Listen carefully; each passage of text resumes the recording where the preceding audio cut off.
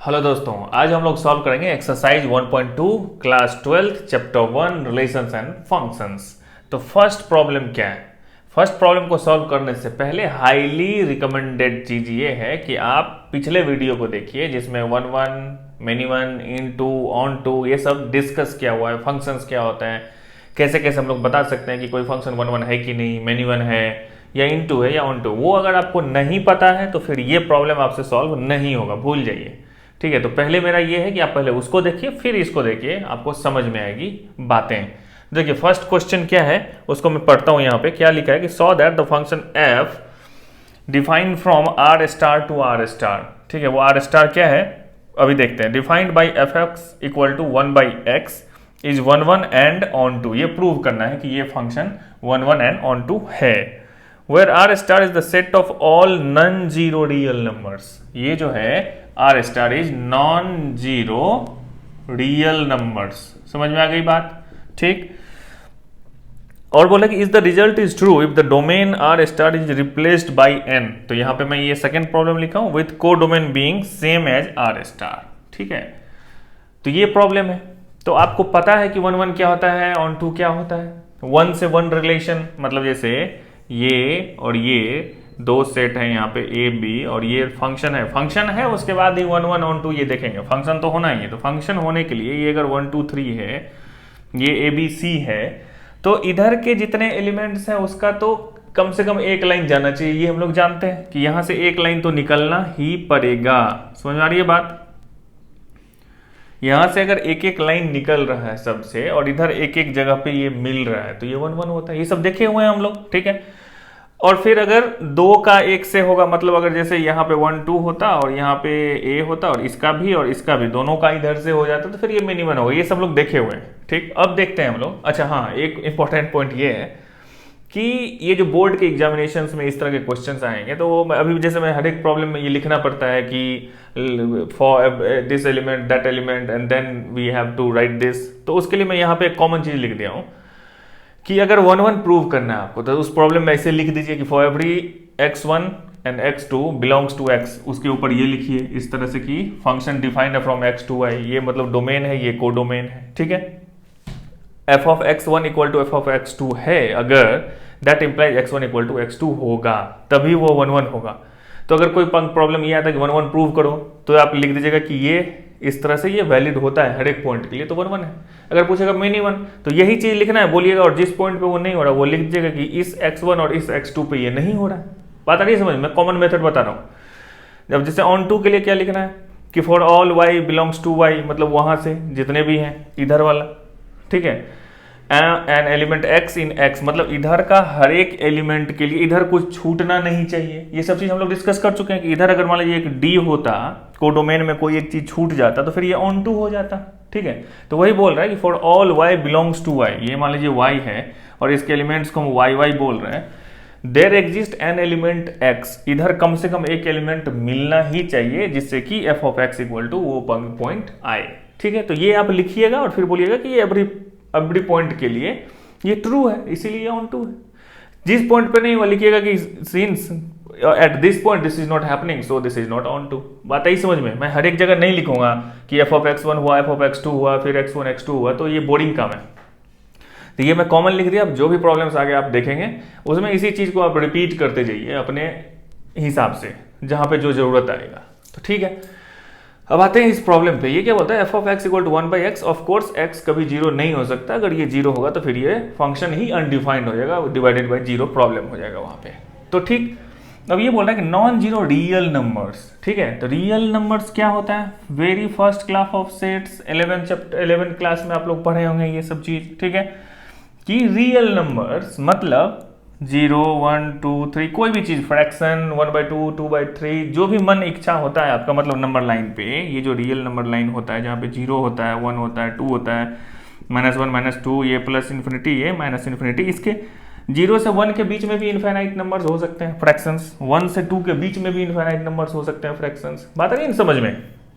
तो यहाँ पे 3 होगा, 3.5 हो सकता है, 3.6 हो सकता है, 4 हो सकता है, यहाँ पे -1 हो सकता है, -1.2 हो सकता है, -2 हो सकता है, जो भी मन हो आप यहाँ पे लिखिए, ऐसे ही लिख दिया।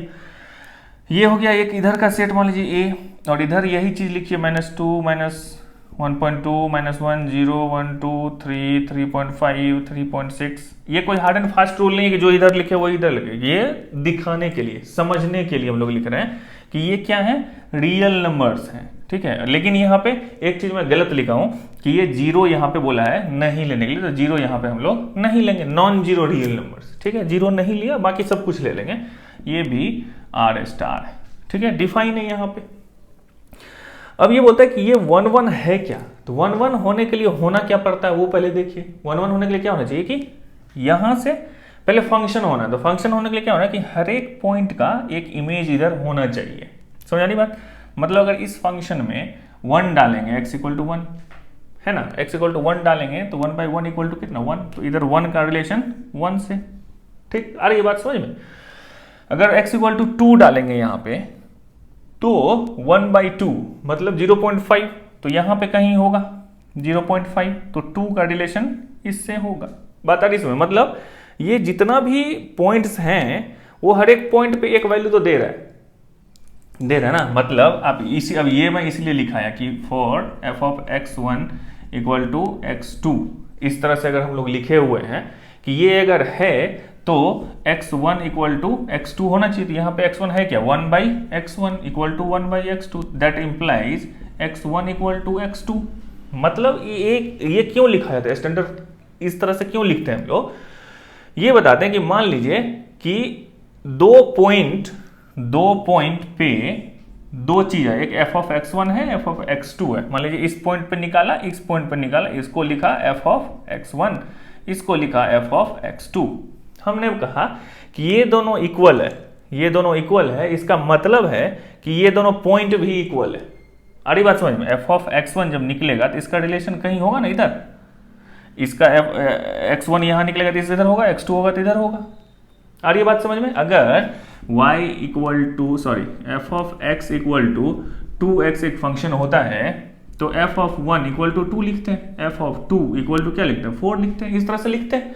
तो वही चीज यहाँ पे f(x1) और f(x2) यहाँ पे बोल रहा है कि दो चीज है और दोनों इक्वल है, अगर तो x1 x2 भी इधर इक्वल ही होगा। कहने का मतलब एक का सिर्फ एक रिलेशन होगा। आ रही बात समझ में, तो यहाँ पे क्या हो गया, x1 = x2, मतलब हर एक का एक पॉइंट का एक यहाँ पे रिलेशन है। तो इस तरह से ये क्या हो गया कि ये 1 1 हो गया। अब अगर ऑन टू में, तो ये सब कॉमन सेंस है, आप देखते ही आपको पता चल जाएगा कि ये है 1/x है, आपको दिख रहा है ना। अब इजी वे में समझिए, इतना एक्सप्लेनेशन करने की जरूरत ही नहीं है। x का 0 को छोड़ के कोई भी वैल्यू डालिएगा तो कुछ वैल्यू तो आएगा ना, f(x) कुछ निकलेगा, ठीक है। तो इसका मतलब हर एक x पे ये कुछ एक अलग टाइप का वैल्यू आएगा। जो भी आप डालिएगा, 1 डाले, 2 डाले, 3 डाले, 4 डाले, तो एक दूसरा वैल्यू आएगा, तो 1 1 हो गया यहाँ पे, ठीक है। अब ऑन टू को हम लोग को देखना है कि ऑन टू है कि नहीं। तो ऑन टू देखना है इस तरह से कि इधर ऑन टू में किधर है, इसका काम नहीं है, इसका काम है। ऑन टू में ये देखेंगे कि ये जो कोडोमेन का एरिया है, कोडोमेन मतलब क्या, सेट बी टोटल, इसमें कोई भी एक छूटना नहीं चाहिए। बात आ रही समझ में। तो अगर ये f(x) = है तो इसको लिख सकते हैं 1/x, ऐसे लिख सकते हैं ना। तो इसी चीज को हम ये भी लिख सकते हैं x = 1/y, लिख सकते हैं ना। तो ये चूंकि रियल नंबर्स हैं, set of real numbers accept क्या, 0, तो यहाँ पे y कुछ भी वैल्यू डालिए 0 को छोड़ के, तो एक x यहाँ पे है ना।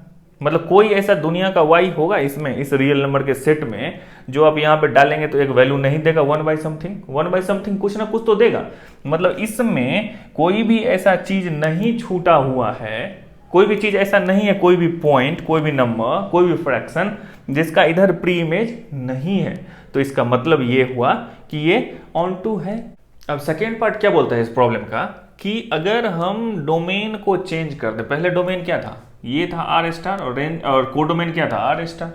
अब बोलता है कि डोमेन को चेंज कर देते हैं हम लोग, उसको नेचुरल नंबर्स कर देते हैं और कोडोमेन को सेम रखते हैं, तो फिर क्या ये 1 1 1 2 होगा क्या। तो उसको देखिए, अगर तो यहाँ पे क्या कर देंगे, इस चीज को हटा देंगे। मतलब यहाँ पे देख लीजिए कि अगर इस तरह से होगा तो ये नेचुरल नंबर है, तो 1 से शुरू होगा, 1 2 3 4 5 इस तरह से, और ये तो सेम रहेगा जैसा था, मतलब -b होगा, -1.2 भी होगा, 1 भी होगा, फिर 1 2 3 4 5 इस तरह से जो भी होगा ये आर स्टार है यहाँ पे, और ये नेचुरल नंबर्स हैं, ठीक। तो और फंक्शन क्या डिफाइंड है, f of x equal to 1/x, ठीक। तो 1 1 होगा कि नहीं, देखिए यहाँ पे कोई भी नेचुरल नंबर यहाँ पे अगर हम डालते हैं 1 डालेंगे x के जगह पे तो इधर एक वैल्यू देगा, फिर इधर 2 डालेंगे, 1 डालेंगे तो 1 देगा, 2 डालेंगे तो 1/2 कुछ 0.5 देगा, 3 डालेंगे तो कुछ देगा, 4 डालेंगे तो ये देगा कुछ तो देगा, अलग अलग देगा। तो इसका सबसे एक यूनिक रिलेशन इधर हो रहा है ना कहीं इस तरह से होगा। तो ये 1 1 तो हो गया। इसी चीज को फिर से आप यही चीज लिखिएगा यहाँ पे, ये मैं इसीलिए यहाँ पे लिखा हुआ कि इस केस में भी for every elements x1 x2 belongs to this x, ठीक है, मतलब this area R star f of x1 equal to f of x2 that implies x1 equal to x2, ये लिख दीजिए और फिर बोलिए कि ये 1 1 है, ठीक है। ऑन टू में देखिए ऑन टू होगा कि नहीं, ये ऑन टू नहीं होगा, देखने से पता चल रहा है क्यों नहीं होगा कि इधर कुछ छूटना नहीं चाहिए। अब ये देखिए कि इधर तो सिर्फ नेचुरल नंबर्स ही है, तो मान लीजिए कि उठा लीजिए कि -2, तो -2 का इधर कोई कनेक्शन होगा क्या, आपको दिखता है, नहीं होगा ना। क्यों नहीं होगा, क्योंकि ये 1/x है और x यहाँ पे हमेशा क्या है, ये पॉजिटिव इंटीजर्स इसको बोल सकते हैं आप, 1 2 3 4 5। तो 1/सम पॉजिटिव इंटीजर्स आप डिफाइन करेंगे, ये कभी भी निगेटिव आएगा क्या, नहीं आएगा। इसका मतलब है कि ये सब चीज इधर छूट गया, जैसे ही ये छूट गया इसका मतलब ये ऑन टू हो गया, इसका कोई प्री इमेज इधर नहीं है या ये किसी का इमेज नहीं है, तो ये ऑन टू हो गया। तो आप इसे लिख सकते हैं ना कि एट x इक्वल टू, मतलब ये यहाँ पे for y equal to -2 there is no image preimage found in this x, बोल सकते हैं ना। तो फिर ये ऑन टू नहीं होगा। आप यहाँ पे लिख, जैसे ये लिख देना फॉर ऑल एल इतना इतना इतना, तो यहाँ पे लिखिएगा कि ऐसा नहीं हो रहा है। बात आ रही समझ में, ये मैं बार बार बोल रहा हूँ कि ये इस तरह से लिखना है आपको, कि यहाँ पे लिखिएगा कि at x at y equal to -2 there is no element found in x such that f of x equal to y, so this is not onto. है बात समझ में, तो यही चीज यहाँ पे लिखना है। तो जब ये नेचुरल नंबर हो जाएगा और ये आर स्टार रहेगा तो ये 1 1 तो रहेगा लेकिन ऑन टू नहीं होगा। ये है सेकेंड प्रॉब्लम। इसमें क्या बोल रहा है कि ये 1 1 ऑन टू है कि नहीं, ये चेक करना है हर एक को। यहाँ पे 5 क्वेश्चंस हैं। यहाँ पे क्या डिफाइन है कि फंक्शन डिफाइंड क्या, नेचुरल से नेचुरल नंबर है, ये इंटीजर से इंटीजर है, real number in natural number integers, और ये फंक्शन है x², आपको चेक करना है। इंजेक्टिव सब्जेक्टिव भी बोलते हैं इन दोनों को, मैं यहाँ पे 1 1 ऑन टू बोल के बता रहा हूँ आपको, ठीक है। तो देखो लिखना कैसे है ये मैं बता दिया, अभी मैं सिर्फ आपको समझाऊंगा ये 1 1 है या नहीं है। लिखने का काम आपका है, ठीक है। आप कैसे लिखोगे उसको सेंटेंस में वो आप लिखेंगे, अभी मैं सिर्फ आपको समझाऊंगा, कॉन्सेप्ट क्लियरिंग होगा यहाँ पे, ठीक है। समझ आ रही बात, मतलब कॉन्सेप्ट अगर आप समझ गए तो लिख तो लेंगे ही ना। और लिखने का तरीका मैं बता ही दिया, 1 1 होगा तो आपको लिखना f of x1 equal to f of x2, तो that implies x1 equal to x2। और फिर ऑन टू में अगर वो ऐसा नहीं होगा तो मैनी 1 हो जाएगा। ऑन टू में फिर आपको बता दिया कि y में आपको ढूंढना है कोई एक ऐसा एलिमेंट जिसका कि इधर प्री इमेज नहीं हो, वो मिल गया, आप लिख दीजिए कि दिस y के लिए इधर कोई चीज एग्जिस्ट नहीं करता है तो this is not onto, या अगर एग्जिस्ट करता है तो ऑन टू। तो अब देखिए ये है क्या, f of x equal to x square, ये है नेचुरल नंबर। तो फर्स्ट वन को पहले हम लोग देखते हैं। यहाँ पे समझिए, बातों को समझिए। मैथमेटिक्स में समझना बहुत जरूरी होता है, अगर आप समझते नहीं है तो फिर प्रॉब्लम है। मतलब आप लिख लिए, रट्टा मार लिए तो फिर वो सब काम नहीं देगा। अभी आप ये पास कर जाओ, बोर्ड पास कर जाओ, आगे कंपटीशन में फिर नहीं होने का है। अब देखिए यहाँ पे नेचुरल नंबर से नेचुरल नंबर, तो नेचुरल नंबर क्या होता है ये आपको पता है, 1 2 3 4 5 6 7 इस तरह से होगा। फिर इधर भी होगा 1 2 3 4 5 6 7, और ये कहाँ तक जाएगा, इन्फिनिटी तक जा सकता है, ठीक है। ये है सेट ए, ये है सेट बी। अब आपको ये चेक करना है कि फंक्शन दिया हुआ है क्या, f of x equal to x square. तो अब ये बोलता है कि 1 1 होगा क्या। अब चेक कीजिए यहाँ पे 1 1 है कि नहीं। 1 1 होने के लिए क्या चेक करना पड़ता है कि यूनिक रिलेशन हो। बात आ रही समझ में, मतलब इधर से सिर्फ एक ही लाइन और वहां पे सिर्फ एक ही से कनेक्शन। समझ में आ रही बात, एक का एक से, एक का एक से, ठीक है। 1 1 नाम से ही पता चलता है, और आप देखे हुए पीछे वीडियो तो फिर आपको समझ में आ रही है 1 1 किसको बोलते हैं। तो अगर यहाँ पे चेक करिए, देखिए यहाँ पे कि f of x1 equal to f of x2 हम लोग बोलते हैं, ठीक है। तो x1 इक्वल टू x2 होना चाहिए। यहाँ पर x1 क्या है, x1 square equal to x2 square होना चाहिए, ठीक है।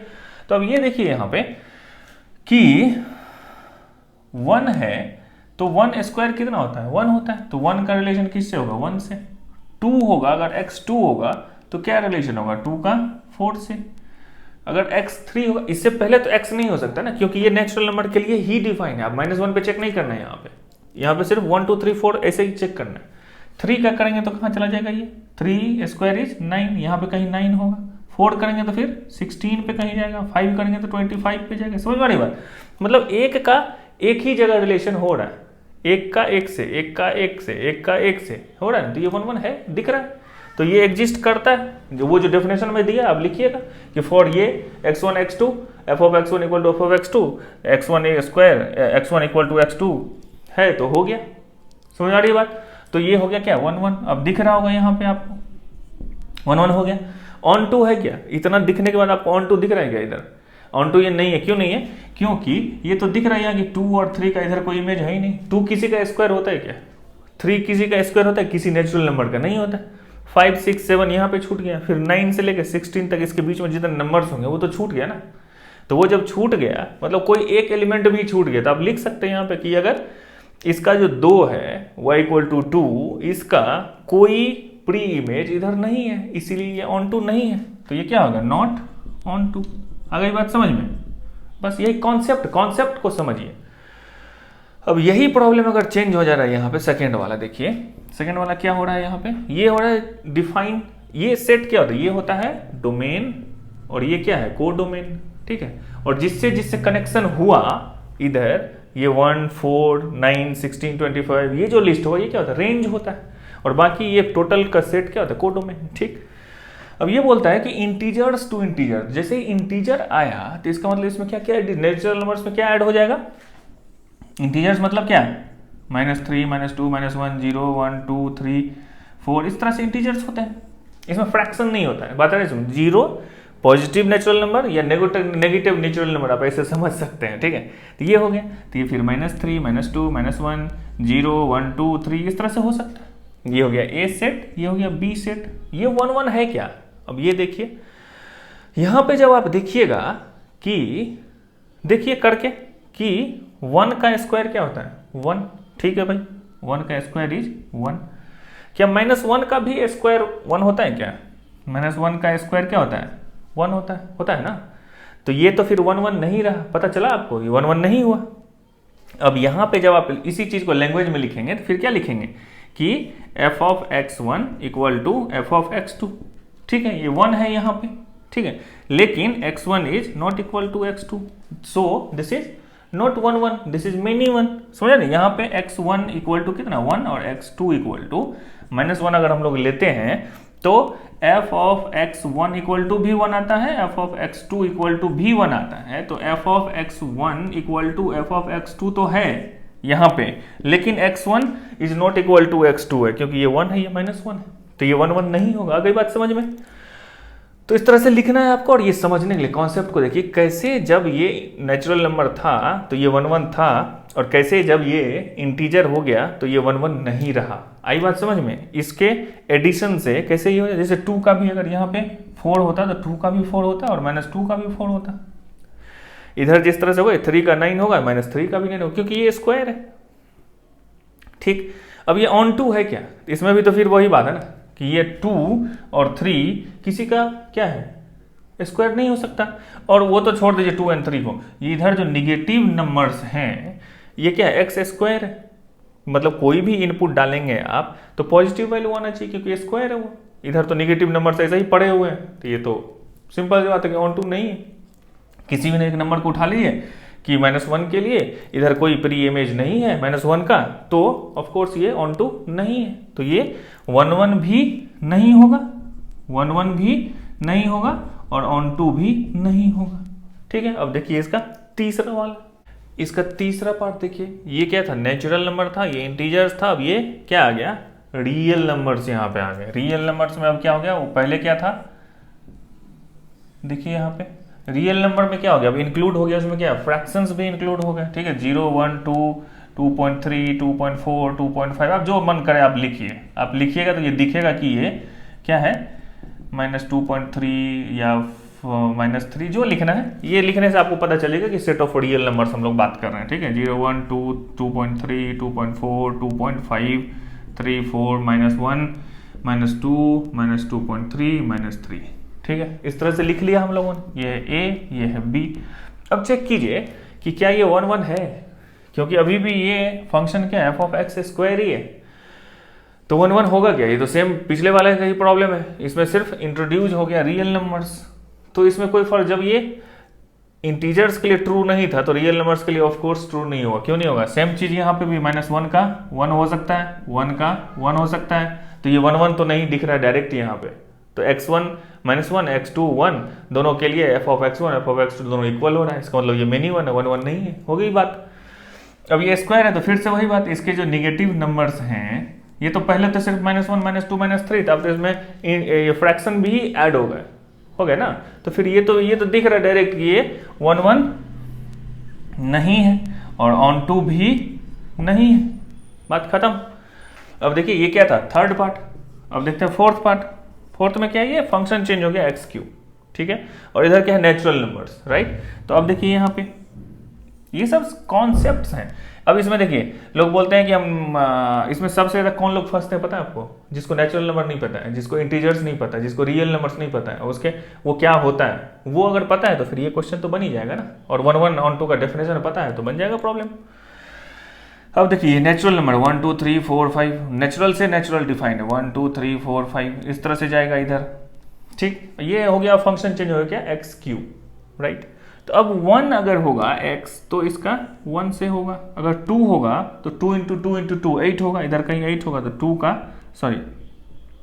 का 8 से होगा, 3 का 3 × 3 9 9 × 3 27 होगा कहीं इधर, तो सबका इसका एक ही होगा। कोई ऐसा चीज यहाँ पे दिख रहा है कि इधर 2 से निकला और इधर एक ही का, कोई एक नंबर किसी 2 नेचुरल नंबर का क्यूब नहीं हो सकता है, समझ आ रही बात? तो फिर आप वही लिख दीजिएगा वहीं पे, एफ ऑफ x1, ये कॉमन जो मैं बताया हूं ऊपर में, ये लिखिए और बताइए कि ये 1 1 है, इसमें कोई इशू नहीं है, दिस वन इज 1 1।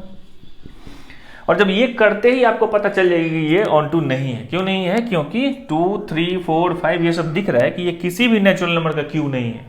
इधर नंबर्स खत्म हो जाएंगे सब, 1 2 3 4 5 6, देखिए फर्स्ट नंबर का क्यूब 1 होता है और 2 का 8 होता है, इसके बीच में ये जितने नंबर्स हैं इसका तो कोई इधर इमेज प्री इमेज नहीं है ना, मतलब कोई ऐसा नेचुरल नंबर इधर है क्या जिसको क्यू करेंगे तो 2 आ जाएगा? नहीं होगा, नहीं होगा, तो ये ऑन टू है, नहीं है। आ गई बात समझ में? तो फिर आप लिखिएगा कि ये 2 है, 2 नंबर के लिए इधर कहीं पे प्री इमेज नहीं है, इसीलिए ये ऑन टू नहीं है, हो गई बात खत्म। अब देखिए फिफ्थ पार्ट भी देख लेते हैं यहीं पे। ये यहाँ पे अब क्या हो गया, x3 तो फंक्शन वही है और ये नेचुरल नंबर था, और ये हो गया अब क्या है यहाँ पे इंटीजर्स, ठीक है, मतलब ये और थोड़ा उधर बढ़ जाएगा, ठीक है। ये जैसे -2 -1 0 1 2 3 4 इस तरह से, और इधर भी -2 -1 0 1 2 3 4 इस तरह से बढ़ गया, ये a हो गया, ये b हो गया। यहाँ भी देखिए कि जब -1 का क्यूब करेंगे तो -1 ही होगा। स्क्वायर केस में क्या था कि 2 बार माइनस होता तो प्लस हो जाता था, तो 1 होता, लेकिन यहाँ पे 3 बार होगा, तो -1 का क्यू -1 ही होगा, -2 का क्यू इधर ही होगा -8, -3 का इधर ही होगा -27 या जो भी हो, ठीक है। और ये जो 1 का है ये इधर होगा, 2 का फिर इधर होगा, तो यानी कि 1 का 1 से मतलब एक ही हो रहा है, किसी 2 का एक क्यूब नहीं निकल रहा है इधर, समझ रही बात। x4 होता तो फिर हो सकता था, x² था तो हुआ, x³ में ये नहीं हो रहा, तो यानी कि 1 1 ये है, ये दिख रहा है यहाँ पे। फिर से आप वही लैंग्वेज लिखिएगा जो पहले मैं बताया था कि कैसे लिखना है, ठीक। F of x1 equal to f of x2, so f of x1 equal to x2, so this is 1 1। Many 1 है क्या, ये दिख रहा है? फिर तो सेम चीज है ना, ये यहाँ पे दिख रहा है 1 और 2, इन दोनों के बीच ये, और तो कोई नेचुरल इधर तो नहीं है इंटीजर 1 और 2 के बीच में, लेकिन इधर 1 और 8, फिर से इधर 2 3 4 5 6 7 जो भी ये नंबर्स हैं, इसका कोई प्री इमेज इधर नहीं है, तो ये ऑन टू नहीं होगा, ठीक है। तो ये कॉन्सेप्ट क्लियर ही है, आपको बातें समझ में आ रही होंगी। ये है थर्ड प्रॉब्लम, बहुत ही इंपॉर्टेंट है समझने के लिए। क्या है ये कि prove that the greatest integer function f such that r to r real number to real number given by f of x equal to greatest integer x is neither 1 1 nor onto. और ये क्या बोल रहा है कि ये greatest integer where box of x denotes that greatest integer less than और equal to x। तो सबसे पहले इसमें क्या है, ग्रेटेस्ट इंटीजर के बारे में आपको पता होना चाहिए। इसका बहुत ही अच्छा सा एक वीडियो है चैनल पे, मैं उसका लिंक दे दूंगा, आप उसको देखिए।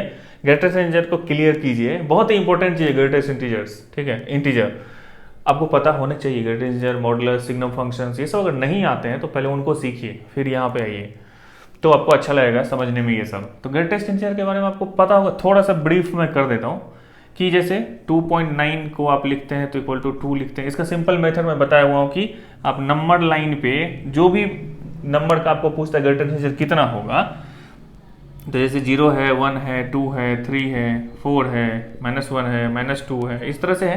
तो अगर मान लीजिए आपसे पूछा कि 2.3 का ग्रेटेस्ट इंटीजर कितना होगा, ग्रेटेस्ट इंटीजर ऑफ 2.3, ठीक है। तो आप इसके ठीक लेफ्ट में जो भी इंटीजर है वही उसका आंसर हो गया। समझ आ रही बात? 2 मतलब इसका वो वीडियो देखिए, आपको बहुत कुछ वहां पे एक्सप्लेनेशन है। अभी मैं सिंपल आपको बता रहा हूँ कि अब आपको कुछ भी कोई पूछेगा, जैसे -1.2, बहुत आदमी गड़बड़ करते हैं इसमें। इसके ठीक लेफ्ट में यहाँ पे -1.2 है, तो इसके ठीक लेफ्ट में क्या है, तो -1.2, इसका ग्रेटेस्ट इंटीजर कितना होगा, -2। बहुत लोग -1 लिख देके भाग जाते हैं, ठीक है। तो ये होगा ग्रेटेस्ट इंटीजर के बारे में। मतलब 2.1 का ग्रेटेस्ट इंटीजर निकालो तो भी क्या होता है, वो 2 होता है। 2 का भी निकालोगे तो 2 ही होगा, ठीक है। और 2.4 का भी निकालो तो भी 2 ही होगा। समझ आ रही है बात? तो अब बोल रहा है कि रियल नंबर से रियल नंबर डिफाइन है और f of x greatest integer x है, ये 1 भी नहीं है और ऑन टू भी नहीं है। तो इतना डिफिनेशन देने के बाद आपको समझ में आ गया होगा कि ये नहीं है 1 और ऑन टू। देखिए ये real number to real number, ठीक है। तो ये एक फंक्शन, ये एक फंक्शन, इधर सेट और सेट, ठीक। a to b ये डिफाइन है। मान लीजिए r to r, तो r to r मतलब क्या, 0 1 2 3 4, -1 -2 -3, कहीं पे -2.3 भी डाल दीजिए, 3.3 भी डाल दीजिए, तो ये दिखता है कि ये रियल नंबर है, राइट। फिर यहाँ पे -3 -2.3 -2 -1 0 1 2.3 3.3 4, जो लिखना है आप लिखिए, कोई फर्क नहीं पड़ता यहाँ पे, ठीक है। मतलब ऐसा भी नहीं है कि जो इधर लिखा वो इधर ही लिखना है। ये दिख रहा है यहाँ पे कि ये real number to real number, ये यहाँ पे इस तरह से है, ठीक है। ये समझने के लिए यहाँ पे लिखा जा रहा है, ठीक। अब 1 नहीं है, ये क्यों नहीं है वो देखिए, अभी मैं बताया यहाँ पे जैसे 2.3 है और 2.4 भी है मान लीजिए यहाँ पे, ठीक है। तो ग्रेटेस्ट इंटीजर ऑफ 2.3 में बोला कितना होता है, 2 होता है, और greatest integer of 2.4 equal to भी 2 होता है। इसका मतलब अब छोटा में समझिए, यहाँ पे ये अगर 2.3 है और 2.4 है और इधर 2 है 3 है, तो इसका भी इससे रिलेशन है, इसका भी इससे रिलेशन है। ये तो दिख रहा है कि 1 नहीं है, ये मेनी 1 है ना, दो चीज का एक ही है। समझ आ रही है बात? तो इसका मतलब ये हो गया कि ये 1 नहीं है। जैसे यहाँ पे आप ये कोई भी एग्जांपल देके आप बता दीजिएगा कि जैसे f ऑफ x1, ये मैं बार बार बोल रहा हूँ आप लोग को, आपको ये समझना है, x1 is not equal to x2, यहाँ पे ये नहीं है ऐसा, क्योंकि ऐसे कई सारे x1 x2 हैं जिसपे 2.3 2.4 2.5, इसके 2 और 3 के बीच में, 2 और 3 के बीच में यहाँ पे इनफाइनाइट नंबर ऑफ चीज होंगे जिसका ग्रेटर देन 2 ही होगा। तो मेनी 1 हो गया, ये रिलेशन दिख रहा है यहाँ पे। अब ये ऑन टू है क्या, अब ये बताइए। ऑन टू भी नहीं है, क्यों नहीं है, क्योंकि ग्रेटेस्ट इंटीजर हमेशा जो आउटपुट देता है वो क्या देता है, इंटीजर देता है। और ये है क्या, सेट रियल नंबर्स का, तो इसके अंदर में फ्रैक्शन भी बचे हुए हैं ना, तो ये फ्रैक्शन जो होता है 2.3 किसी भी चीज का ग्रेटेस्ट इंटीजर 2.3 नहीं हो सकता। मतलब पॉइंट में कभी आ ही नहीं सकता, फ्रैक्शन में कभी नहीं, वो देगा तो इंटीजर ही देगा, और ये तो रियल नंबर के लिए डिफाइन है। तो इसका मतलब ये हो गया, जैसे कोई भी चीज उठा ले 2.3 एट दिस 2.3, इसका कोई इधर, समझ आ रही बात, इधर प्री इमेज नहीं है ग्रेटेस्ट इंटीजर के केस में। तो इसका मतलब ये ऑन टू भी नहीं है, तो ये 1 नहीं है और ऑन टू भी नहीं है। आ गई ना बात समझ में? और पहले जो मैं दिखाया था फर्स्ट, जब स्टार्ट किया था क्वेश्चन, उसमें दिखाया था कैसे लिखना है प्रॉब्लम्स को सॉल्व करने के लिए। तो आप सॉल्व करिए, उस तरह से लिखिए, और ये समझ गए, समझना सबसे ज्यादा इंपॉर्टेंट है, समझ गए, बात खत्म। ये है फोर्थ प्रॉब्लम। जैसे अभी ग्रेटेस्ट इंटीजर के बारे में था, वैसा ही ये मॉडुलस फंक्शन के बारे में। ये बोल रहा है फोर्थ क्वेश्चन कि so that the modulus function f such that r to r given by f of x equal to modulus of x is neither on 1 nor on 2, ठीक है। और उसके बारे में, उसके बाद डेफिनेशन दे दिया है मॉड x का कि होता क्या है। तो इसका भी एक अच्छा वीडियो है, उसको आप देखिए, फिर ये समझ में आएगा। मॉडुलस मतलब इंपॉर्टेंट से भी ज़्यादा इंपॉर्टेंट है। ये अगर नहीं आता है तो फिर बहुत प्रॉब्लम हो सकती है आगे कॉम्पिटिटिव एग्जामिनेशंस में। ये बहुत ही इंपॉर्टेंट, बहुत ही महत्वपूर्ण कॉन्सेप्ट है मॉडुलस एब्सोल्यूट वैल्यू, तो वो आपको पता होना चाहिए। तो उसका डेफिनेशन यहाँ पे दिया हुआ है कि f of x equal to modulus of x जो दिया हुआ है, तो ये क्या होता है, एक्स होता है जब x greater than equal to 0 होता है, और माइनस एक्स होता है जब एक्स लेस देन 0 होता है। ठीक है, ऐसे आप बोलते हैं मॉडुलस एक्स को। इसको आप लेमन लैंग्वेज में इस तरह से बोल सकते हैं कि ये एक ऐसा फंक्शन है जिसके अंदर कोई भी इनपुट डालेगा इधर पॉजिटिव ही वैल्यू निकलेगा, मतलब नॉन निगेटिव बोल सकते हैं उसको, नॉन निगेटिव मतलब 0 भी होगा और पॉजिटिव भी होगा, कभी निगेटिव आउटपुट नहीं आएगा। ठीक है, तो ये इसका डेफिनेशन हो गया, सिंपल वर्ड्स में आप इसको समझ सकते हैं इस तरह से। ठीक, अब देखिए ये बोल रहा है कि 1 1 नहीं होगा, ऑन 2 नहीं होगा, तो फिर वही लैंग्वेज लिखने का जो तरीका मैं आपको बताऊँ वो आप लिखेंगे।